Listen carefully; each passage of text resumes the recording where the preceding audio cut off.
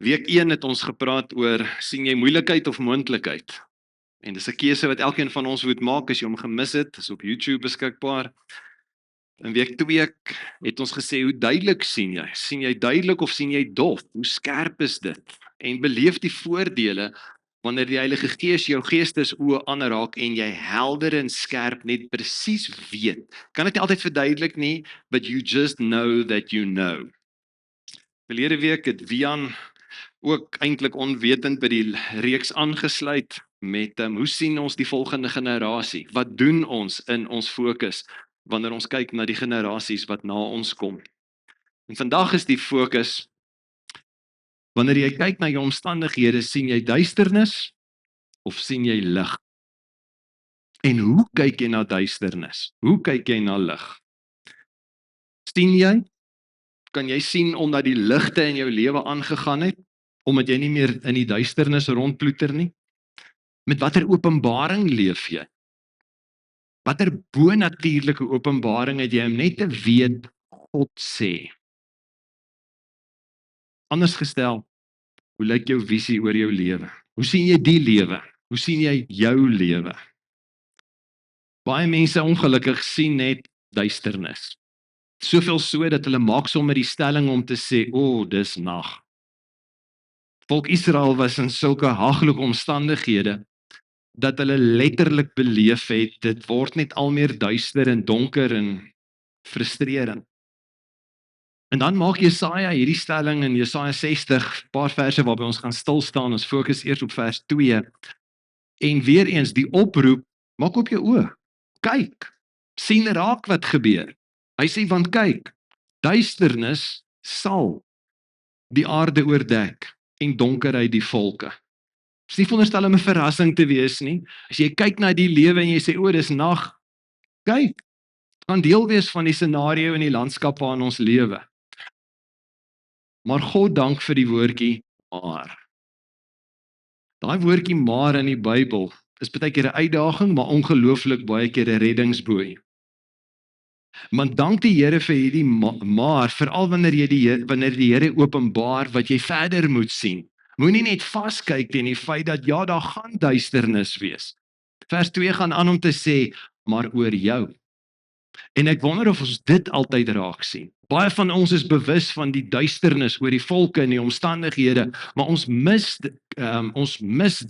miskyk dit, dis 'n verkeerde woord. Maar oor jou sal die Here opgaan, en sy heerlikheid sal oor jou gesien word.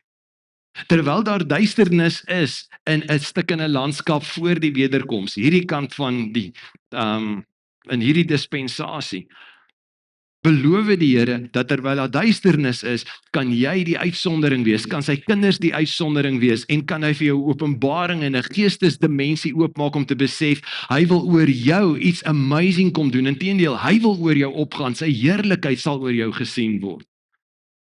En dan die groter implikasie, vers 3. Die verrykende gevolg, as jy dit begin sien en begin glo, dat God oor jou 'n plan het, dat hy deur jou 'n verskil wil maak. Hoor vers 3 tot 5. Nasies sal trek na jou lig. Dis donker, maar hulle gaan so hoop vind en begin aangetrek word tot jou lig. Konings na jou stralende opgang. So slaan jou oë rondom op en kyk. Moenie blind deur die lewe gaan nie, moenie visieloos wees nie. Hulle almal kom by mekaar. Hulle kom na jou toe, vers 5. Dan sal jy dit sien. God gaan jou skille van jou oë afhaal, en hoor hierdie amazing belewenis, jy sal straal van vreugde, en die ou vertaling sê, jou hart sal ontroer en verruim word. Want die rykdomme van die see gaan na jou toe oor, die skatte van die nasies kom na jou toe aan. Die nuwe vertaling vertaal daai eerste deel van vers 5, hy sê, jy sal dit sien, en van vreugde straal en bewe van blydskap. Kyk gou vir die persoon langs jou en sê, jy sal van vreugde straal en bewe van blydskap. Maak gou daai verklaring. Sien jouself vir 'n oomblik. Sien vir jouself 'n oomblik, in plaas daarvan dat jou hart letterlik in jou skoene insink van teleurstelling of as gevolg van die omstandighede van hierdie stikkende lewe. Hoe dit sal moet voel as jy weet jy straal van blydskap en jy bewe, nie van angs nie van vrees nie, jy bewe van blydskap. Sê nou net dis moontlik. Veral wanneer ons anders begin kyk na duisternis en na lig. En hier sou die Here wil hê dat ons moet sien.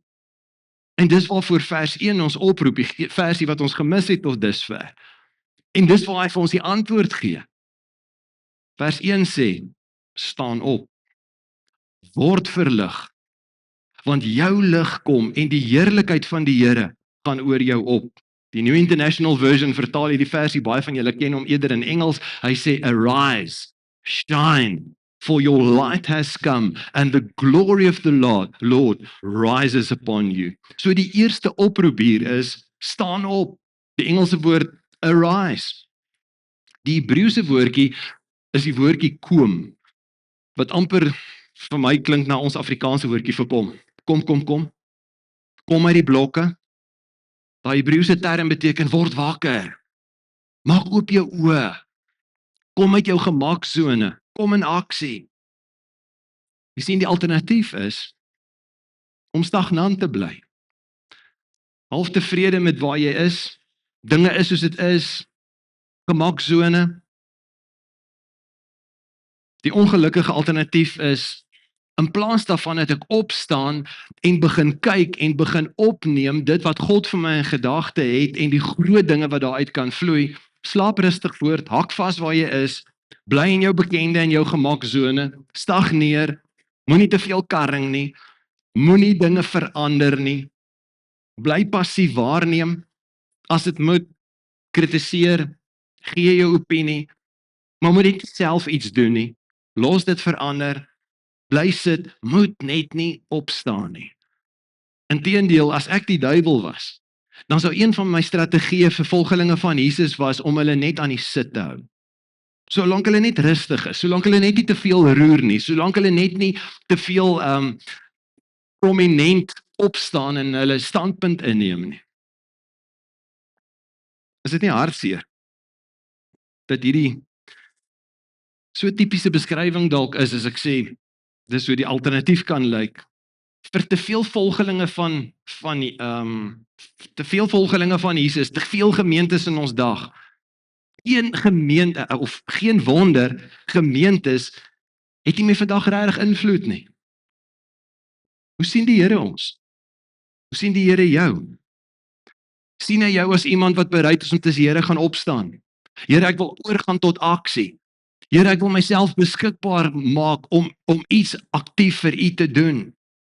En ek glo die Here wil elkeen van ons opnuut uitdaag om te sê, so, arise, staan op, kom uit die blokke. Die uitdaging van verder, vers 1 in die nuwe vertaling sê, kom Jerusalem, laat skyn jou lig. Die Engelse Bybel sê nie net arise nie, die volgende een is shine. So kom uit die blokke, staan op, kom aan. Afrikaanse Bybel sê, laat skyn jou lig, of maak 'n verskil. Die tweede punt is, nie net staan op nie, maar maak 'n aktiewe keuse om gehoorsaam aan die Here se oproep te sê, ek sal uitstaan. Die woordjie verskyn is die woordjie ora, word in baie ander kulture ook gebruik. Ora wat beteken, word verlig, maar dit beteken ook wees verligtend. Met ander woorde, die lig wat jy het, kaats dit na ander toe, kaats jou lig verder. Vir ons impliseer dit, word 'n individu, miskien word 'n span as 'n gemeente, wat lig uitstraal en gevolglik invloed het. Paulus daag ons uit op hierdie selfde trant in Efesiërs 5 vers 8. Hy sê vroeër, hoe God julle gesien het, julle was in die ene duisternis, maar nou in die Here is julle lig. Hy het iets in julle kom doen. Wat is die aksie wat hy nou van ons soek, wanneer hy ons lewens kom verlig het? 1, staan op. 2, maak seker, jou lig is helder genoeg, dat jy kan uitstaan, want hy sê, leef dan as mense van die lig. Die alternatief? Jesus het so 'n prentjie geskets, hy sê, die lig kan onder 'n maatemmer bly. En is so lekker, want is lekker warm en veilig, en die vlammetjie kan nie doodwaai nie, en ons het fellowship met mekaar, en is net ons in ons klein wêreldjie. Te veel Christene, te veel volgelinge van Jesus, te veel gemeentes het 'n lig wat onder 'n maatemmer is. Gemiddelde volgeling van Jesus, gemiddelde gemeente is soos gedekaffineerde koffie. Het smaak soos die ware Jakob, maar dit hou jou nie wakker nie. Daar's iets net missing. En dis nie wat Jesus wil sien nie. Inteendeel, wat hy verwag van ons, hoe hy ons wil sien, hoe hy wil hê dat ons anders moet kyk na die duisternis, is om te sê, wow, ons kan 'n verskil gaan maak daar. Die duisternis is 'n geleentheid vir die lig om 'n verskil te gaan maak, en om die impak te hê, moet ek en jy ons hand opsteek en sê, Here, daarvoor moet ek uit my blokke uitkom, ek sal opstaan. Maar Here, daarvoor gaan ek ook nodig hê om skaamteloos, dinamies, sonder om terug te deins of te probeer weggryp, te sê, ek gaan uitstaan. Hoor Jesus se eie woorde en eie uitdaging. Hy sê, laat julle lig, en toevallig, dis nie sy lig nie, hy sê, julle lig, so skyn voor die mense, dat hulle julle goeie werke kan sien. En die gevolg, en julle Vader wat in die hemel is, die aandag kan kry, verheerlik kan word. Hoekom? Want jou werke, die manier hoe jy skyn, dit wat jy uitstraal, trek aandag. Aan die ander kant, en ek lees hierdie interessante stelling wat iemand maak, dit sê, your performance determines your platform. Die kwaliteit van hoe jy funksioneer uiteindelik bepaal watter kredietwaardigheid jy het, watter verhoog jy het, watter geleentheid jy het, wanneer jy kan uitstaan om 'n impak in ander se lewens te maak. Want jou goeie werke het 'n geweldige dinamiese invloed, soveel so, dat dit selfs Vader kan verheerlik. So die uitdaging is waarskynlik, dat jy begin 'n keuse maak om te sê, miskien moet ek meer effort insit om uit te staan in wat ek doen. Want dit trek aandag, dit skep 'n platform, en uiteindelik kan jy jou sê sodat mense luister. Ek weet nie of jy al daai belewenis gehad het nie, al is jy 'n volgeling van Jesus, maar ek het al baie gehoor, ouens in die wêreld maak hierdie stelling, hulle voel verskriklik geafronteerd, wanneer iemand iets op TV sê, en die persoon begin met die woorde van, ek wil net eers aan die Here Jesus Christus al die eer gee vir wat hy in my lewe doen. Jy het half so 'n houding van, ja, wat is nou eintlik die punt wat jy wil maak? Maar as daar iemand is, wat in sy lewe 'n keuse gemaak het om op te staan, to arise, en werk hard, en gee hulle beste, en presteer, en begin uitstaan, kom ons veronderstel soos in 'n rugby. Nou word daai persoon die kaptein van die Springbok rugby span. En hulle staan op, en hulle staan uit, en hulle maak 'n poging dat hulle goeie werke regtig goed is. En hulle wen 'n kampioenskap, wen 'n wêreldbeker, en daar's 'n TV-onderhoud, dan maak dit skielik nie saak wat die kaptein sê nie. Hy kan skaamteloos eer aan Jesus gee. Want hoekom? Hy staan so uit, dat hy kan sê wat hy wil, en mense reageer nie altyd daarop nie, maar hulle luister. Elke persoon in die Bybel, wat 'n uitstaande invloed gehad het dit bereik deur, hulle was nie passief nie, hulle het opgestaan, maar hulle het ook uitgestaan. Onthou jy byvoorbeeld vir Josef in die Ou Testament? Hy het uitgestaan, want God was met hom, en hy het 'n poging aangewend om oral waar hy was, die beste weergawe van homself te wees, en of hy nou 'n slaaf was in 'n huishouding, hy het uiteindelik die hoof van die huishouding geword. Gevangene word hy die bestuurder van die gevangenis.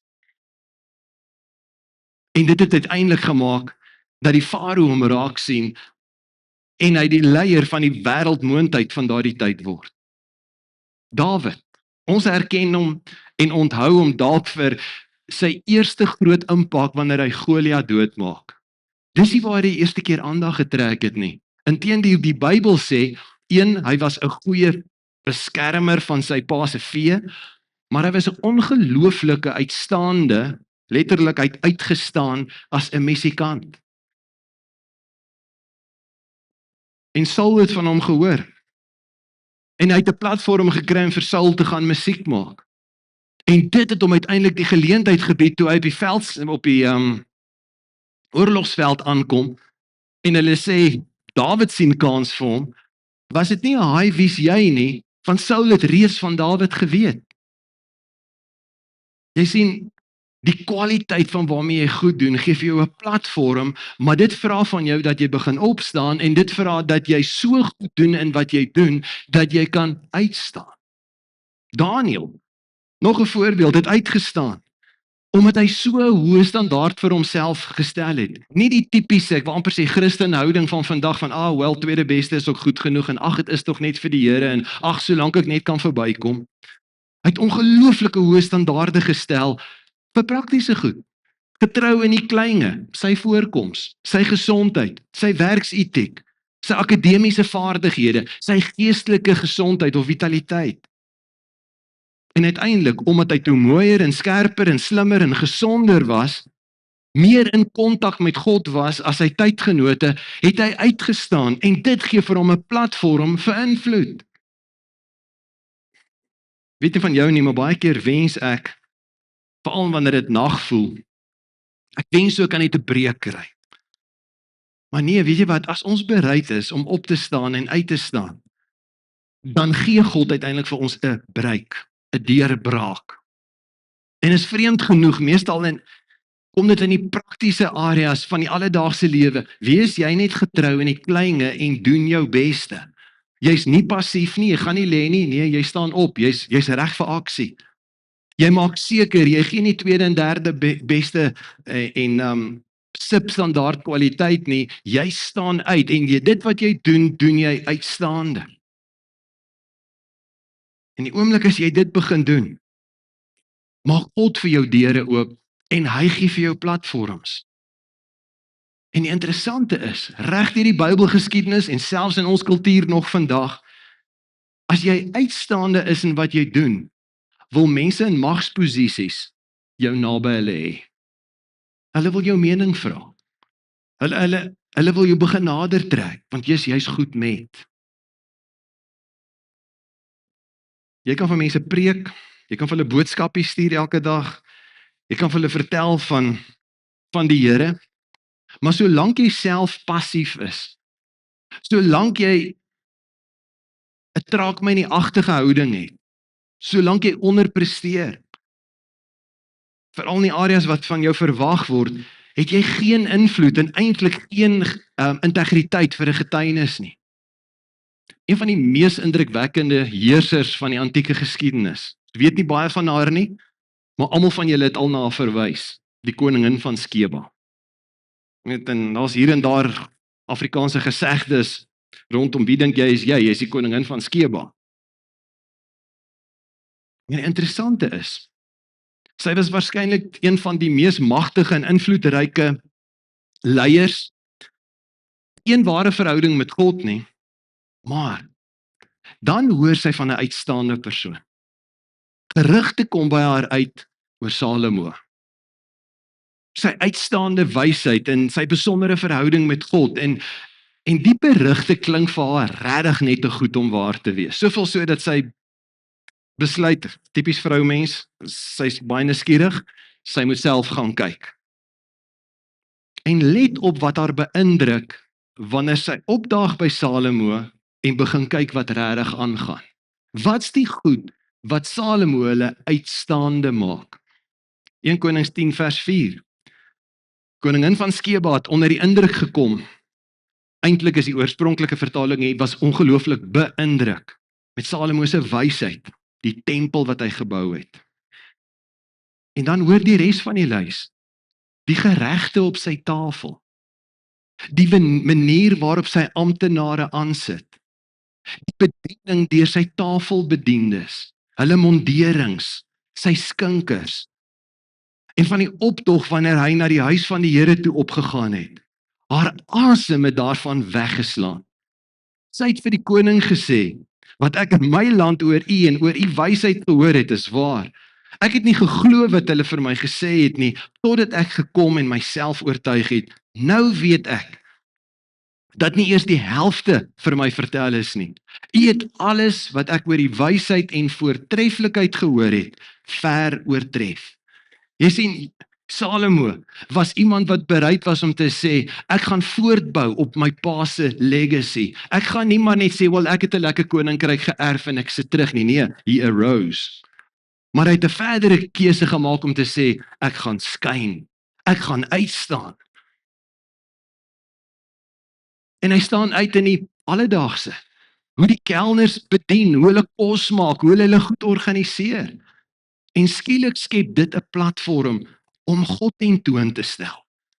En God as aantreklik en onweerstaanbaar voor te hou. En die gevolg? Hierdie uiters suksesvolle heidense koningin wil nou selfs die tempel, Salomo se God se aanbiddingsplek beleef. Die Bybel sê vir ons, net die trap na die tempel was so indrukwekkend, sy het uitgepaas. 1 Konings 10 vers 4 en 5 in die ou vertaling, meer die direkte vertaling sê, die koningin van Skeba dan al die wysheid van Salomo sien in die huis wat hy gebou het, en sy trap waarmee hy opklim na die huis van die Here, was daar in haar geen gees meer nie. Sy het dit net verloor. En moet dit nie mis nie. Sy is so beïndruk. Maar weet jy waar val die fokus uiteindelik? Jesus sê, laat julle lig so voor die mense skyn, sodat hulle julle goeie werke kan sien. En wat gebeur? Vader in die hemel word verheerlik. Vers 9. Haar reaksie. Geloof sy u God, die Here wat aan u soveel liefde bewys het, dat hy u op die troon van Israel gesit het. Dit is omdat die Here Israel vir altyd lief het, dat hy u as koning oor hulle aangestel het, om die orde en die reg te handhaaf. Wow, sê sy skielik, ek besef net, jy het 'n God wat jy dien, vertel my meer oor hom. Niemand kon die koningin van Skeba bereik nie. Sy het alles, sy's 'n wêreldmoondheidleier, maar bloot net omdat Salomo alles uitstaande doen. So hoogstaande standaard dat sy wil hom kom raadpleeg. Jy sien die oomblik as jy uitstaande is, wil magsleiers begin trek na jou toe en sê, ek soek jou op my span, ek soek jou insig, ek soek jou raad, ek wil met jou meng.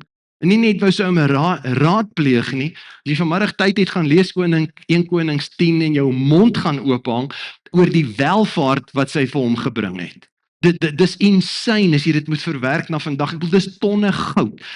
Silwer was nie eers belangrik nie, maar daar was te veel daarvan. Hier is die stelling wat ek wil hê. Ons sit dit vir jou so op die skerm. Hoe meer uitstaande volgelinge van Jesus lewe, hoe meer aantreklik maak ons hom.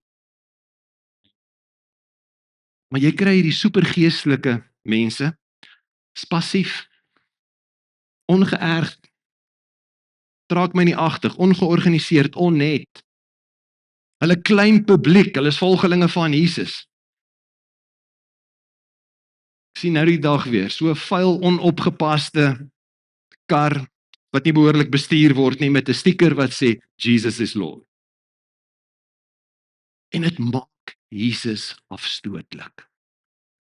Daar's 'n wêreld daar buite wat sê, kwaliteit, die manier waarop Christene funksioneer, die manier en die integriteit waarmee hulle werk doen, wil met hulle en hulle God en hulle godsdienst niks te doen hê nie.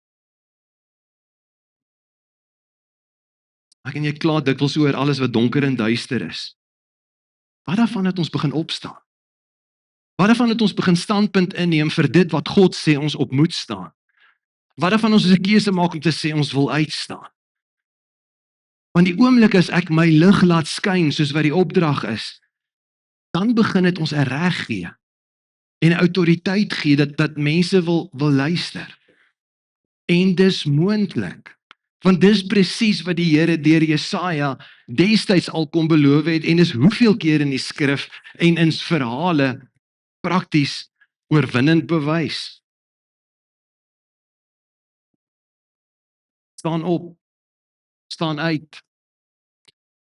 Jesaja 60 sê, daar's 'n stukkie van vers 2.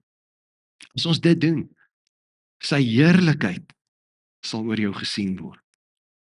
Is van ons wat vanmôre nodig het om dit as 'n uitdaging te hoor, 'n ander as 'n belofte. Moenie moeg word te gaan sit nie. Moenie begin wegkruip want jy wil nie meer uitstaan nie. Byt vas, sy heerlikheid sal oor jou gesien word. En as jy dink aan die storie nou van Salomo en die koning van Skeba, koningin van Skeba, vers 3. Nasies sal trek na jou lig, konings na jou stralende opgang. Jou geestesoë, slaan jou oë rondom jou op en kyk. Hulle almal kom bymekaar, hulle kom na jou toe. Jou seuns kom van ver af, jou dogters word op die heup gedra, sê die laaste deel van vers 4. Wat beteken, daar's 'n volgende generasie. Maak oop jou oë, sê die Here. As julle gaan opstaan, as julle gaan uitstaan, sal ek seker maak, ek kom oor julle en ek maak die onmoontlike moontlik. Vers 5. Dan sal jy dit sien. Fisies kan sien en straal van vreugde en jou hart sal ontroer en verruim word, want die rykdom van die see gaan na jou toe oor en die skatte van die nasies kom na jou toe aan. Wat as hierdie net 'n teorie is nie? Wat as ons God op sy woord kan vat en kan sê, Here, ek gaan dit waag. Here, ek gaan begin om op te staan vir U. Here, ek gaan begin om te doen die beste wat ek kan doen om uit te staan vir U. Ek glo die Here wil mense oprig en ons gehoor vanmôre om te sê, jy maak vandag 'n keuse en sê, ek gaan 'n uitstaande leerling by die skool wees. Ek gaan die grootste staatmaker wees in die kleinste area. In ons sakegemeenskap, in besighede, in die boerdery gemeenskap, ons gaan uitstaan. Ons gaan nie net hard werk vir 'n image nie, ons gaan hard werk en ons gaan ons beste gee because the glory of God is at stake. Ons sosiale groepe, in die aftreeoord. My eerste gemeente was daar 'n tannie gewees, sy kon letterlik ouma Rooi gecoach het. Sy het koeksisters gebak. Sy het by die ontvanger gewerk, nie 'n groot salaris gekry nie, en sy het koeksisters gebak vir 'n ekstra inkomste. En 'n paar keer het ek vir haar gevra, hoekom doen sy so baie moeite? Toe sê sy, ek wil die beste koeksisters bak, want dit kan die Here verheerlik. Dit was al vir my 'n vreemde stelling. Maar in Pietermaritzburg, by SARS, was 'n massa Indiërs en baie van hulle was moslems. En hulle het al meer haar koeksisters gekoop. Hulle het vuis geslaan en ek het baie keer gesmaal, maar het baie keer probeer, tipies besigheidskarakters, hulle het samosas geruil vir koeksisters. En dit het vir haar die reg gegee. Hoor jou kind is siek, kan ek vir jou bid? Daar skielik deure begin oopgaan. Hoekom? Iemand wat opstaan, iemand wat uitstaan. Hoe gaan ons dit regkry om op te staan? Kan die Here vanmôre jou oë open om net te besien wat die potensiaal is as jy uit passiwiteit uitkom en sê, Here, hier is ek, stuur my. Wat kan gebeur as jy sê, Here, ek gaan bereid wees om te sê, ek wil uitstaan vir U. Maar ons het al probeer. En dit werk nie altyd nie.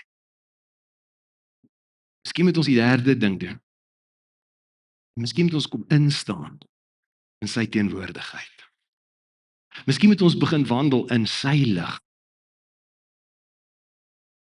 Hoor as die Here sê, die ou vertaling vers 1 begin en hy sê, staan op.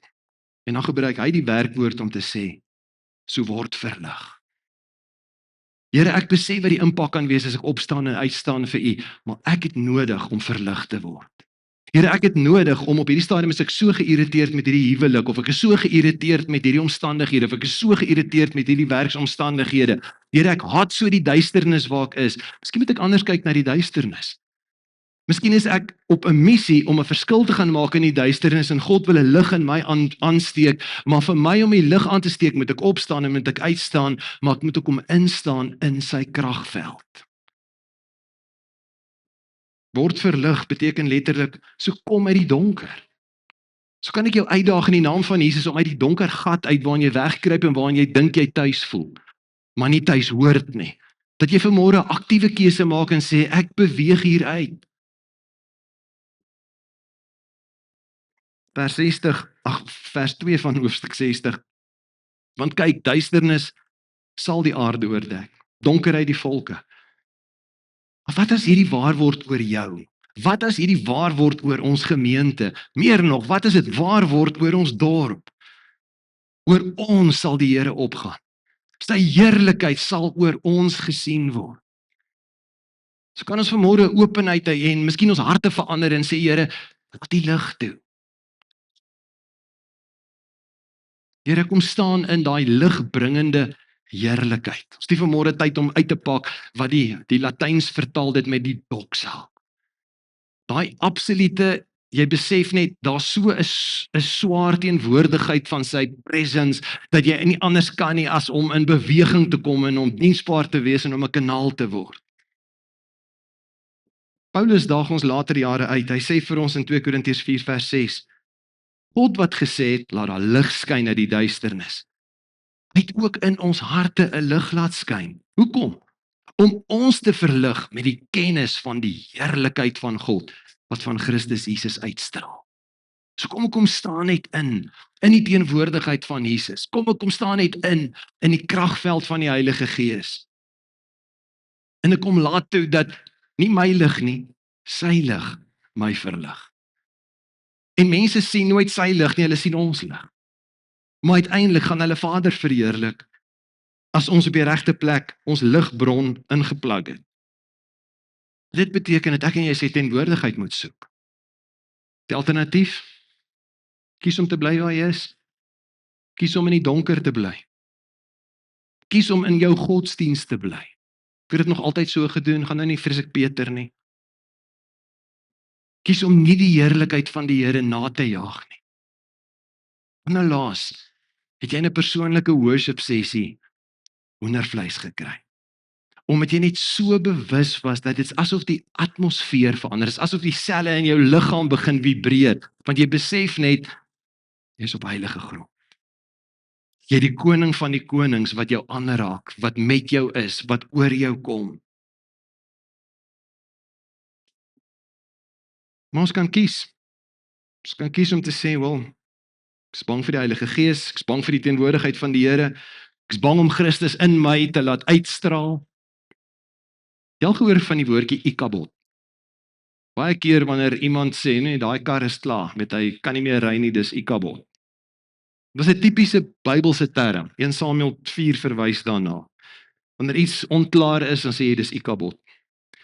En die Hebreëse woordjie beteken letterlik, wanneer iets nie meer lekker werk nie, en hulle sê Ikabod, dan beteken dit, die heerlikheid is weg. Die Engelse vertaling van Ikabod is, the glory has departed.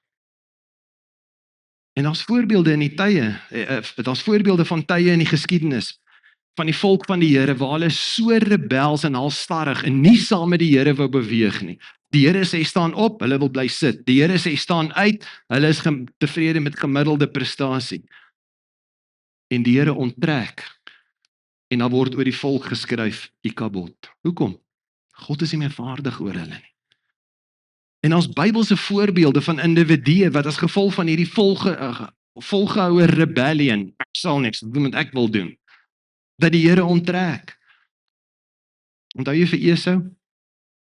Dink God het groot planne gehad met hom. Maar hy het die heerlikheid wat hy gehad het as eersgeborene, het hy vir 'n pot lensies opverkoop. Onthou jy vir koning Saul, die eerste koning, 'n ongelooflike indrukwekkende package. Ikabod, die heerlikheid het onttrek. Samson, jog, wat 'n held. Paulus se frustrasie met een van sy medewerkers wat soveel potensiaal gehad het en op 'n stadium sê, Demas het die teenwoordige wêreld lief gekry. Demas het spoed verloor. Demas wou nie meer instaan in die teenwoordigheid van die Here en opstaan vir Jesus en uitstaan vir sy saak nie. Maar daar's ook voorbeelde en waarskuwings in die Nuwe Testament dat Jesus van sy kerk onttrek. Omdat hulle verval het in 'n tevredenheid. Ag, alles is okay. Slow, bother nie te veel mense nie. En die Here sê, ek gaan julle lamp verwyder. Julle lig gaan nie meer skyn nie. Want die heerlikheid verdwyn, Ikabod. Jy sien gemeentefamilie, die gevaar is ook dat ons gemeente kan bestaan en 'n label kan kry, dat terwyl ons besig is met 'n klomp programme en aktiwiteite en baie dinge, ons kan aktief wees, maar ons is nie altyd effektief nie. As die heerlikheid weg is. En dan is ons nie meer lig nie. Ons is nie meer lig vir 'n donker wêreld nie. En donker is nie vir ons 'n probleem nie, donker is ons missie, want dis waar ons die lig kan gaan versprei. So die feit dat jy in nagwerksomstandighede is, guess why you there? Tensy jy beleef oor jou lewe, Ikabod. Daar's nie invloed nie, die heerlikheid is weg. Dis met hierdie moontlikheid dat die Here die volk waarsku en sê, arise, shine. En sien net weer in jou geestesoog wanneer die heerlikheid van die Here neerdaal. Maar maak 'n bietjie studie deur die Ou en die Nuwe Testament wanneer die heerlikheid van die Here oor die tempel of oor die tabernakel of oor 'n persoon. Openbaring, verstaan nie al die prentjies nie, maar jy kan net verstaan die emosies en die impak wanneer die heerlikheid van die Here sigbaar word in 'n situasie. Is jy beskikbaar vanoggend om te sê, Here, ek wil kom instaan. Ek wil kom instaan in u teenwoordigheid. Ek wil kom instaan en bewus raak van u heerlikheid en die feit dat u vaardig is oor my, dat u oor my is, dat u met my is, meer nog, Nuwe Testamentiese dispensasie, dat u deur u opgestandingskrag van die lewende Heilige Gees binne in my kom woon. En Christus nou in my 'n hoop gee om na die duisternis te kyk en die lig te begin sien en te besef ek kan 'n verskil maak.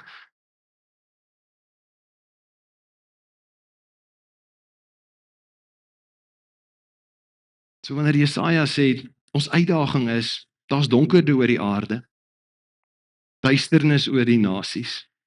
Wonderlik, dis ons geleentheid. Ons gaan nie in ons gemaksone bly nie. Ons kan hier op die voorpunt van hierdie jaar nog steeds vir die Here vra, Here, mag hierdie jaar anders wees en mag ek begin sien wat u sien. Mag ek die potensiaal raak sien wat u sien in my omgewing, in my werksomstandighede, selfs in my krisisse. En hoekom? Hoekom moet ons so passievol sê, Here, help my om op te staan, help my om uit te staan, help my om tyd te spandeer in u teenwoordigheid. Want die ouens in die duisternis kan nie daar bly nie.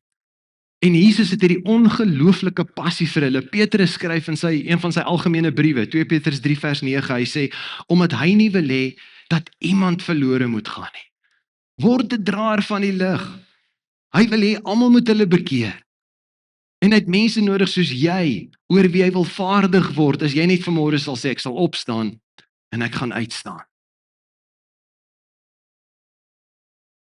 In die boek Openbaring vertel dit vir ons van 'n probleem wat die Here gehad het met 'n gemeente, wat nie in die duisternis 'n ligdraer was nie.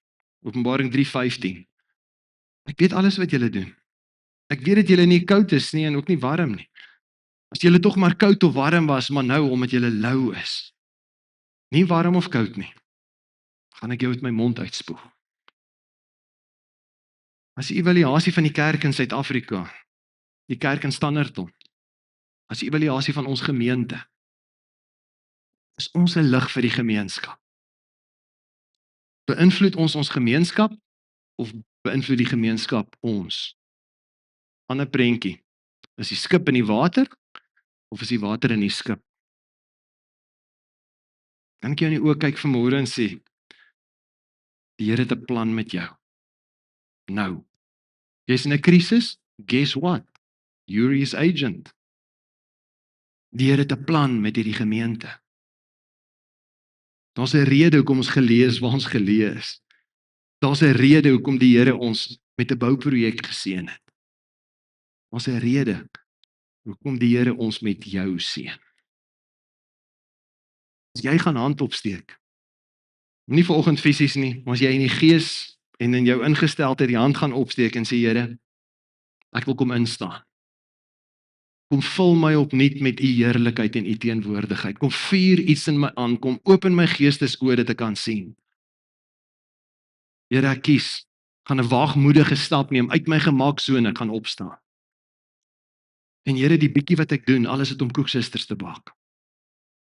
Alles het om babadoeke aan te sit. Ek gaan my beste doen wat ek kan doen. Kyk weer na vers 1 tot 3.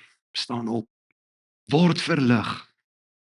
Want jou lig kom. En die heerlikheid van die Here gaan oor jou op. Mag jy dit sien, kyk. Die duisternis sal die aarde oordek en donkerheid die volke, maar oor jou sal die Here opgaan. Sy heerlikheid sal oor jou gesien word. Nasies sal trek na jou lig. Kan ek vanoggend vir jou uitdaag? Miskien staan jy nog ver van die Here af. Jy het nog nooit sy lig beleef nie. Wie jy nou vanmôre dit waag en sê, Here, ek wil uit die duisternis in 'n verhouding met U kom. Here, ek staan met godsdiens, ek staan met al my kerk dingetjies wat ek tot nou toe al beoefen het. Ek's moeg daarvoor want dis steriel. Dit werk nie. Maar ek wil vanmôre kom aanmeld en sê, ek wil inkom. I want to press in. Ja, maar wat gaan die mense sê? Ek het 'n saak daarmee, ek gaan begin opstaan. En Here, ek kan nie noodwendig vir mense preek in die Grieks van die Bybel vertaal nie, maar ek kan goed wees met die bietjie wat ek doen. En al is dit net om 'n kind met sy huiswerk te help, maar ek doen dit as U kanaal en ek doen dit na die beste van my vermoë. Eerens sien God dit raak en hy gebruik dit as 'n platform. En my uitstaande werke, my uitstaande lig gaan mense na hom toe trek. Kan ek saam met jou bid? Kan ons die Here vertrou? Dat ons net op 'n ander manier begin kyk. Miskien het ek en jy net op 'n ander manier na onsself begin kyk. En dat ons God vertrou dat hy 'n storie gaan skryf in hierdie jaar deur lewens, dat jy net bewus gaan wees, die heerlikheid van die Here is net so teenwoordig oor my omstandighede, oor my lewe, oor my uitdagings. Kom ek bid saam met jou. Here, ek wil vanmôre 'n seën uitspreek oor elke persoon wat nog in die duisternis vashak. Mag hulle met 'n nuwe aptyt en 'n honger besef, daar's meer as godsdiens, daar's meer as 'n afstandsverhouding met U. U het 'n groter droom vir ons. Open geestesoë vanmôre. Gee vir sulke individue vanmôre die aptyt en die honger en die lus om te sê ek wil toetree en myself oopstel en die lig inlaat en Here, ek weet, ek onthou in my eie lewe toe ek myself vir U oopgestel het, ek het besef hoeveel gemors is hier in die binnekant. Dankie dat U vir ons sê, ons het bely en erken, U is so gretig om ons 'n overall te kom gee, skoon te maak.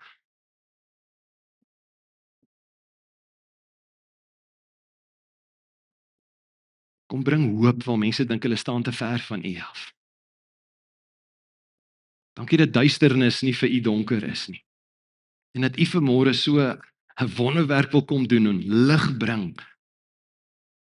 Nie net om die stikkend en die seer en die vuil uit te sorteer nie, maar om dooie donker lewens te verander as vuurtorings, bakens van hoop.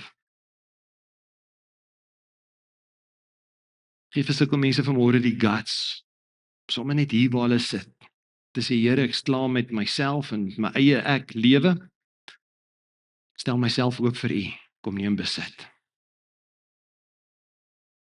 Here, ek wil 'n seën uitspreek oor elke persoon wat op hierdie stadium nag beleef, terwyl hulle eintlik aan die bron van lig gekoppel moes gewees het. Vergewe ons as ons lampies onder 'n maatemmer gaan sit het. Vergewe ons as ons toegelaat het dat ander prioriteite die lig begin smoor.